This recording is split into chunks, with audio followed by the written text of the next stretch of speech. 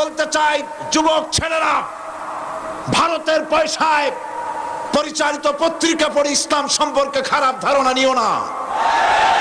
ওরা ভারতের পাঁচটা কুকুর।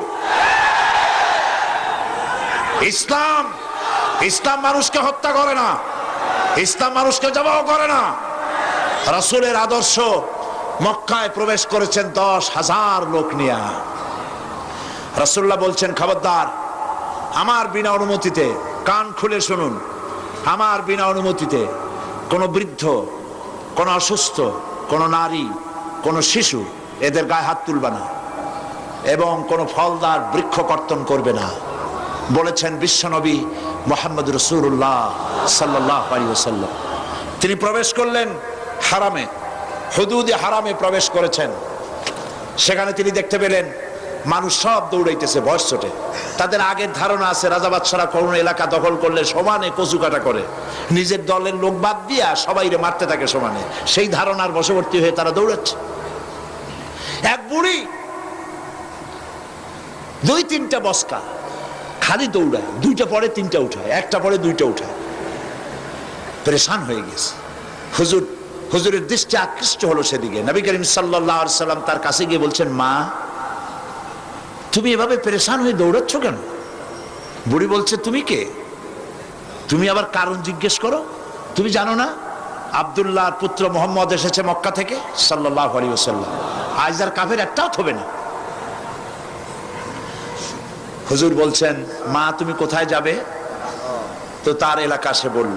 তিনি বললেন, মা, তোমার তো খুব কষ্ট হচ্ছে, তোমার বোঝাগুলি আমারে দাও, আমি তোমার গন্তব্যে পৌঁছে দিয়ে আসি। বোঝাগুলি তিনি নিলেন, এগিয়ে যেতে লাগলেন।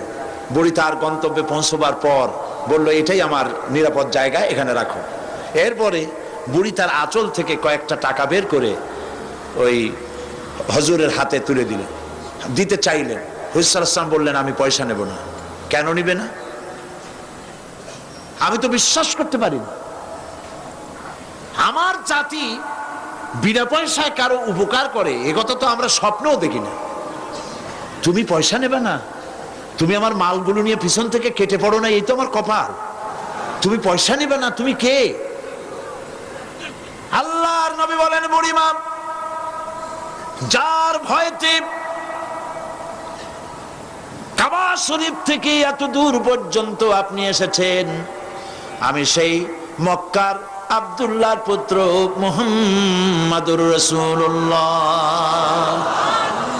বুড়ি তখন বলল, বাবাজি, তোমার নামে এত বদনাম শুনেছি আর আমি পেরেশান হয়েছি, ভয় পেয়েছি। তুমি এত উদার, এত মহৎ, আমি বুঝতে পারি নাই। আমি এখন বুঝলাম তুমি কোনো সাধারণ মানুষ নও, তুমি সাধারণ কোন রাজা বাদশা নও, নিঃসন্দেহে তুমি আল্লাহর নবী। আর এক মুহূর্ত দেরি করব না, মুসলমান হয়ে গেলাম। লা ইলাহা ইল্লাল্লাহু মুহাম্মাদুর রাসূলুল্লাহ।